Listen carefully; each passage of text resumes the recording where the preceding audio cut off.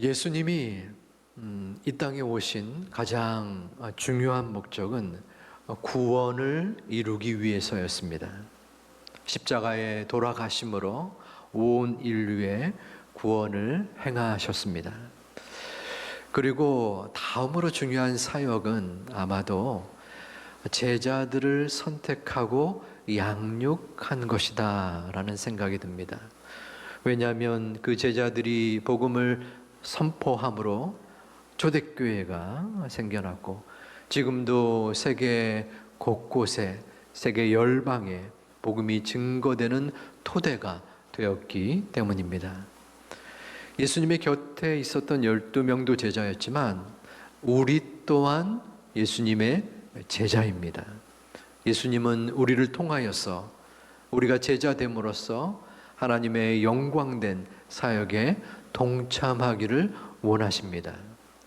오늘 우리는 본문 말씀을 통해서 예수님의 제자로서 나는 어떠한 모습과 태도를 가져야 되는가 함께 은혜를 나누어 보고자 합니다. 오늘 본문에서 13절에 예수님은 산에 오르신다라는 내용으로 시작합니다. 또 산에 오르사 자기가 원하는 자들을 부르시니 나아온지라. 예수님이 산에 오르신 이유는 제자들을 부르기 위해서였습니다. 왜 굳이 산에서 부르실까? 광야도 있고 또한 강가도 있는데 성경에서 산은 하나님의 계시가 인간에게 주어지는 약속의 장소였습니다. 모세는 시내산에서 하나님의 계시 10계명을 받았고 예수님은 산에서 하나님의 말씀을 증거하고 기도하였고 또 신령한 모습으로 변형되기도 했습니다. 그러기에 이렇게 산을 언급한 것은 하나님의 뜻이 제자를 부르시는 것에 연결되어 있다라는 것을 상징적으로 의미한다라고 볼 수 있습니다. 그리고 이어서 자기가 원하는 자들, 예수님이 원하는 자들을 뽑았다는 것입니다. 이것은 제자의 선정 기준입니다. 그때까지 예수님 앞에 왔던 자들은 예수님에게 도움이 안 되는 자들이었어요. 예수님의 신앙에 협력이 안 되는 그러한 사람들이 많았습니다. 바리새인들은 예루살렘으로부터 예수님을 비방하고 또한 견제하기 위한 역할을 했습니다. 헤롯 당원들은 헤롯 왕의 역할, 예수님의 모든 일거수일투족을 또한 보고하는 역할도 감당했습니다. 군중들은 그렇게까지는 하진 않았지만 자신의 육신의 병을 고치기 위한 유익을 위한 목적으로 예수님께 다가왔습니다. 하지만 제자들은 달라야 했습니다.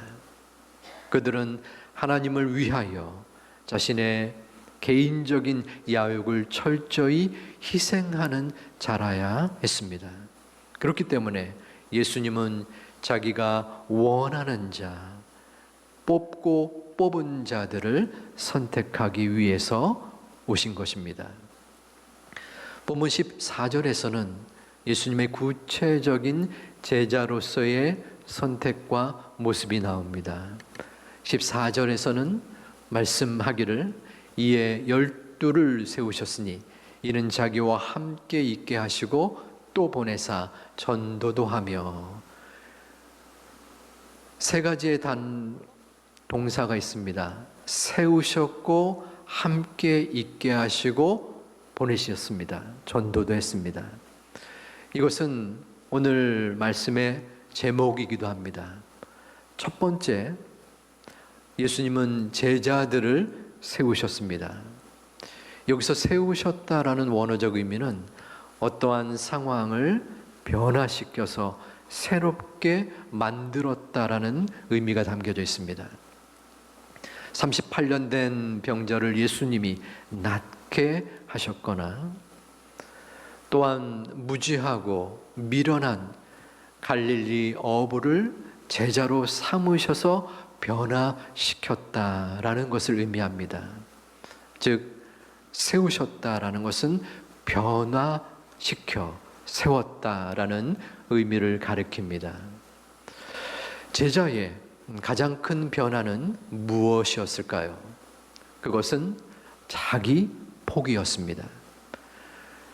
예수님이 제자들을 불렀을 때 제자들은 자신의 생계, 직업, 그리고 가족들을 포기했습니다. 그들이 포기한 그 모습 속에서 그들은 제자로서의 삶을 조금씩 걸어갔습니다. 자기 부인, 자기 포기는 제자들의 우선적인 덕목이었던 것이죠. 예수님의 제자들을 성경에서 거론할 때에 종이라는 용어를 사용합니다. 종 시몬 베드로는, 예수 그리스도의 종 바울은, 여기서 종은 헬라어로 노예를 뜻합니다. 그러기에 예수님이 나의 주님이십니다 라고 고백하는 것은 예수님이 나의 주인이시요 나는 노예입니다 라고 말하는 것입니다. 자기 포기의 실제적인 의미가 담겨져 있습니다. 노예는 자신의 권리가 없습니다. 노예는 자신의 재산을 주장할 근거가 없습니다. 노예는 퇴근도 없어요. 하루 일과를 마쳐도 여전히 노예입니다. 예수님의 제자는 자기 스스로 노예라고 인정하는 자입니다.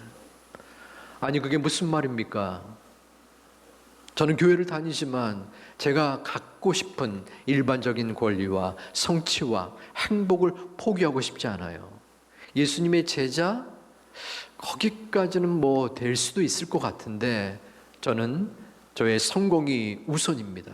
내 자녀가 우선입니다.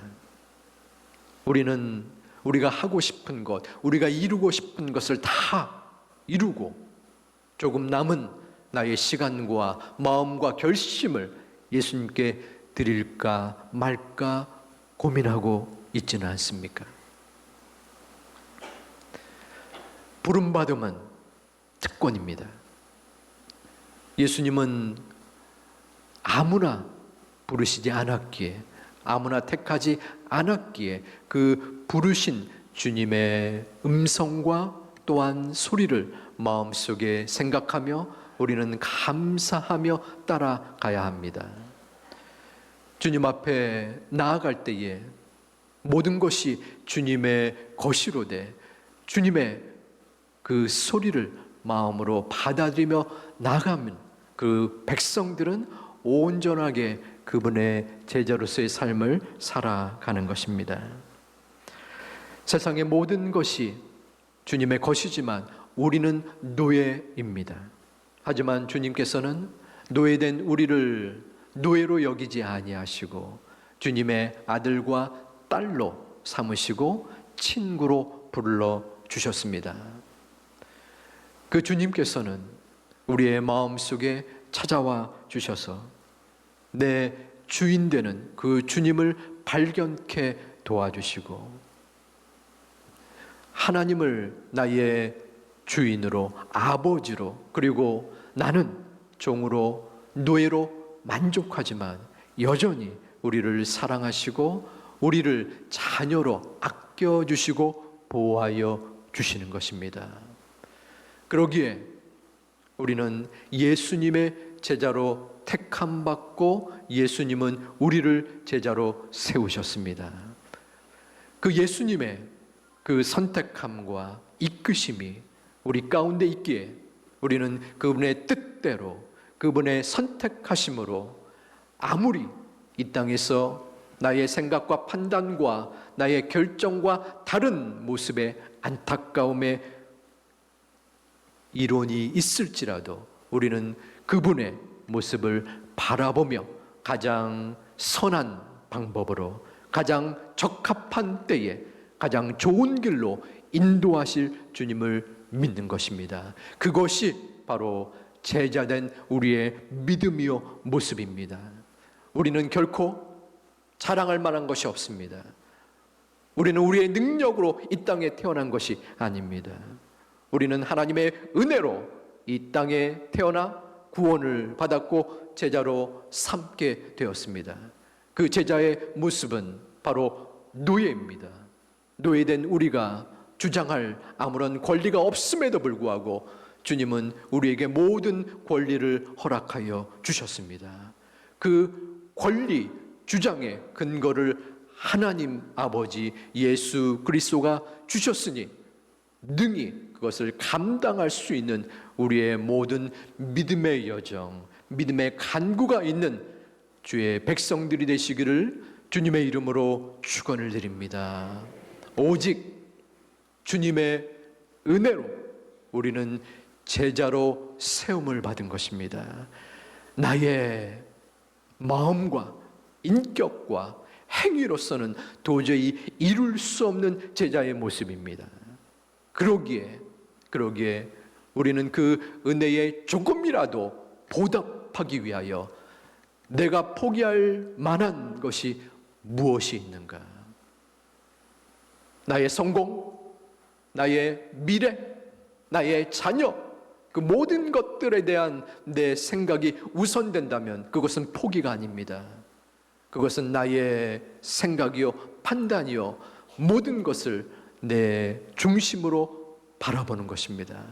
자기 포기는 주님을 오직 나의 주인으로 삼는 것입니다. 나는 종이요 노예입니다. 결코 아무것도 나에게 주지 않을지라도, 내가 받지 못할지라도 한탄하거나 불평하거나 어떠한 고충을 이야기할 수 없는 것이 노예입니다. 그럼에도 주님께서 우리를 품에 안아 주시사, 우리를 이끌어 주시사, 우리를 자녀 삼아 주시고 우리에게 합당한 것으로 주시니 마음에 감사할 수 있는 것이 바로 제자입니다. 주의 귀한 은혜 속에 거할 수 있는 하나님의 자녀들이 되시기를 주님의 이름으로 다시 한번 축원을 드립니다. 두 번째, 제자로서의 그러한 모습이 있는데 그것은 함께 있기를 원하시는 것입니다. 예수님이 제자를 세우셨고 그 후에 우선되는 목적이 함께 있는 것입니다. 이것은 이 세상의 방향과 조금 결을 달리합니다. 왜냐하면 우리가 가게를 운영하거나 또 회사를 경영할 때에 어떠한 목적을 갖게 됩니다.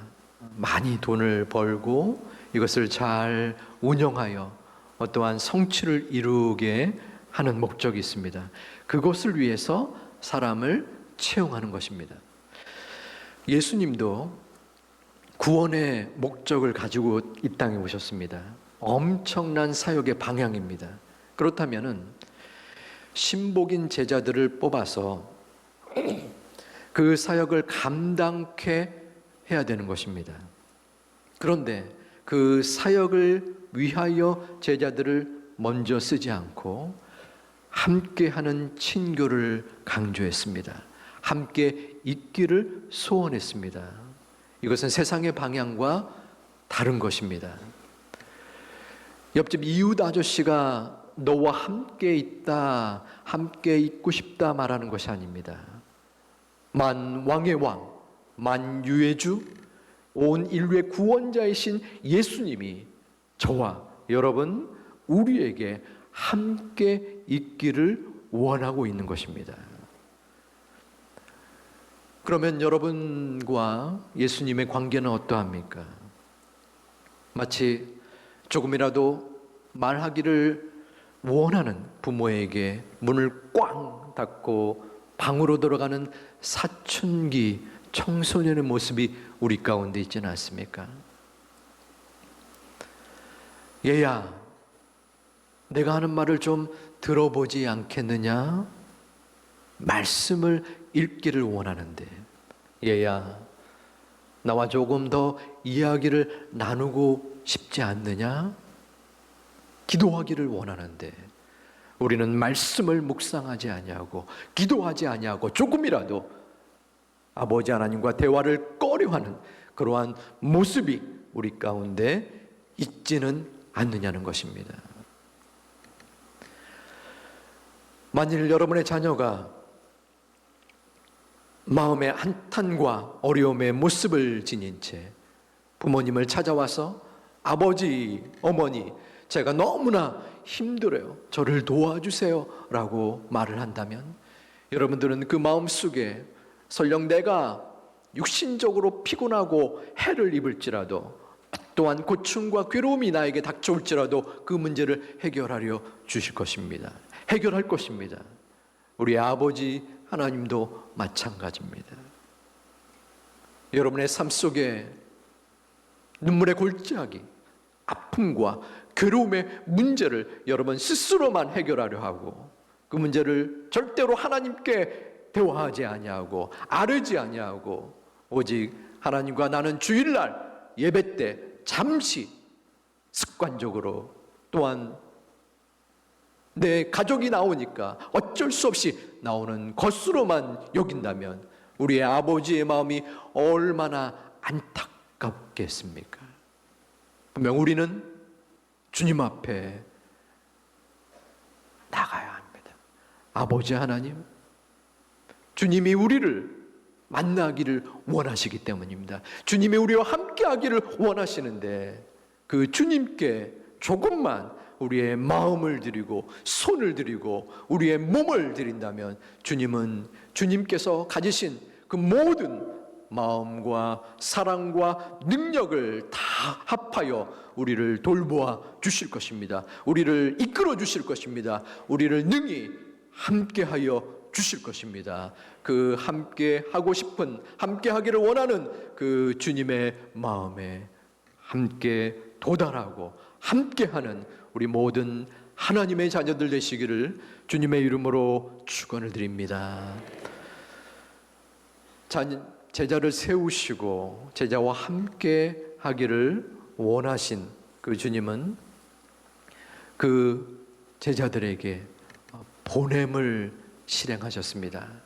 또 보내사 전도도 하며, 여기서 보냈다 하는 것은 사도로서 보냄을 당한 것입니다. 그냥 아무런 의미 없이 보낸 것이 아니라 어떠한 임무를 받은 것입니다. 권위를 인정받고 파송당한 것입니다.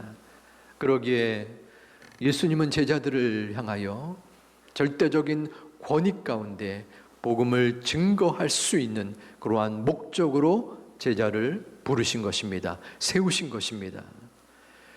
예수님의 제자들은 모든 민족에게 복음을 증거하라 명령을 받았습니다. 이것은 결코 쉬운 일이 아니었습니다. 왜냐하면 그들은 하나님의 선택한 선민 사상을 지녔기 때문입니다. 그러므로 우리는 하나님의 백성이지만 그 외에 이방 민족들은 아무런 하나님의 사랑을 받을 만한 가치가 없는 민족들이었습니다. 그러니 그들에게 복음을 증거하라는 말이 마음속에 와닿지 않았습니다. 하지만 예수님은 그 제자들을 파송한 것입니다. 어려움 속에서 내 마음이 어떠하든 내가 이 땅에 온 것은 모든 민족을 구원하기 위하여 복음을 증거하게 하여 왔사오니 너는 그 명령을 따르라 라고 말씀하고 있는 것입니다. 우리 교회는 5명의 주 파송 선교사님이 있습니다. 오늘 우리가 삼행시도 줬는데 그분들은 모든 전력과 또한 마음과 생명을 걸고 각국에 가서 복음을 증거하고 있습니다. 브라질과 탄자니아, 멕시코, 그 가운데 지난 9월에 탄자니아에서 선교를 하는 이요엘 선교사님의 선교 보고가 있었습니다. 여러분들 왼쪽 아래쪽에 분홍색깔 옷을 입은 분이 요엘 선교사님입니다. 청년입니다. 아주 듬직한 그러한 마음을 지니고 있습니다. 저분은 전문 직업 변호사의 직책을 지니고 있습니다. 실제로 변호사 역할을 하면서 보장된 그리고 많은 물질의 시간도 지니고 있었습니다. 하지만 어느 순간 내가 어려서부터 자랐던 저 탄자니아에 학교를 세우고 또한 저들을 하나님의 말씀으로 양육해야지, 그러한 마음의 음성을 듣고 다시 탄자니아로 가서 아버님과 함께 이 선교의 사역을 감당하고 있는 것입니다. 모든 것을 포기했습니다. 내려놓았습니다. 말라리아와 또한 장티푸스에 18번을 걸리면서 또한 아이들과 함께 동고동락하면서 몸에 많은 병도 얻었고 또한 어려움도 겪었던 지난 순간들이었습니다. 이 학생들은 국가고시를 준비하고 있었습니다. 그런데 어느 날 학교에 전정이 된 거예요. 불이 안 들어왔습니다. 그래서 그 불을 밝히는 촛불을 켜고 공부를 하는 모습이 저기에 보였습니다. 저도 어렸을 때에 가끔 불이 나가서 촛불을 켰던 기억이 납니다. 벌써 3, 40년 전 이야기입니다. 그런데 지구상의 저 한쪽 끝에는 힘겨운 자신의 학업을 위하여 뭔가 이루고자 하는 목표를 향하여 열심히 노력하는 청소년들이 있다는 것입니다. 저러한 선교 보고를 보면서 큰 도전이 되었고 한편으로는 부끄러운 마음이 들었습니다. 하나님께서 그렇게 말씀하시는 것 같아요. 야, 너 목사야. 너의 마음은 어떠하냐? 너는 저 열악하고 힘겨운 그러나 복음에 필요한 저들에게 다가설 수 있는 용기가 있느냐? 정전은커녕 에어컨이 나오고 스팀이 나오고 이 화려한 불빛이 나오고 이렇게 마이크가 청청한 이곳에 복음이 과연 얼마나 절실하고 진실되고 간절하냐, 이러한 마음에 자책이 들었습니다. 무엇이 중요합니까? 무엇이 우선입니까? 우리에게 예수님께서 원하시는 건 과연 무엇일까요? 나와 내 가족은 구원받았으니까 그것으로 만족하다면 우리는 영적 이기주의에 빠질 수밖에 없습니다. 지금 이 순간도 복음을 듣지 못하는 세계 방방곡곡의 민족들, 그리고 내 가족들, 그리고 내 이웃과 친지들이 분명히 우리 가운데 있습니다. 그 분들을 향하여 우리는 국률의 마음, 하나님께서 나를 복음을 듣게 하시고 제자로서 세워주셨사오니 이제는 그 사람들을 향하여 보냄을 받는 파송의 모습이 우리 가운데 있어야 합니다. 그것이 바로 제자이기 때문입니다. 사랑하는 제2 가족 여러분, 우리의 신앙은 중요합니다. 우리의 믿음은 중요합니다. 그러나 하나님은 내 자신의 신앙에서 좀 더 예수님의 제자로서 파송을 받은, 보냄을 받은 사도로서 이 민족을 향하여 또한 내 주변의 영혼을 향하여 나아가기를 원하고 바라고 계십니다. 이 귀중한 사도로 부름받은 이 역할의 모습 속에 다시 한번 우리의 마음을 점검하고 내가 해야 할 일이 과연 무엇인가, 우리 교회가 진행해야 될 방향은 무엇인가 고민하고 기도하고 확신 가운데 주님의 음성으로 나아갈 수 있는 하나님의 제자들이 되기를 예수님의 이름으로 축원드립니다. 주님은 우리에게 제자로 세우시고 또한 주님과 함께 있기를 원하셨습니다. 그리고 보냄을 받은 파송자의 마음으로 우리 주변의 연약한 이들, 그리고 우리가 직접 가지는 못하지만 보내는 선교사로서의 역할을 감당할 것을 말씀하고 있습니다. 이 가을에 회복의 자리, 은혜의 자리로 나아가면서 나는 내 신앙 하나만으로 만족하는 자들이 아니라 예수님의 제자로서 무엇을 할 수 있을까? 어떠한 노력을 할 것인가? 주님이 나에게 원하고 또한 이끄시는 모습은 무엇이 있는가? 기도하는 가운데 주님의 음성을 듣고 실행할 수 있는 귀중한 우리 모두가 되기를 주님의 이름으로 축원드립니다.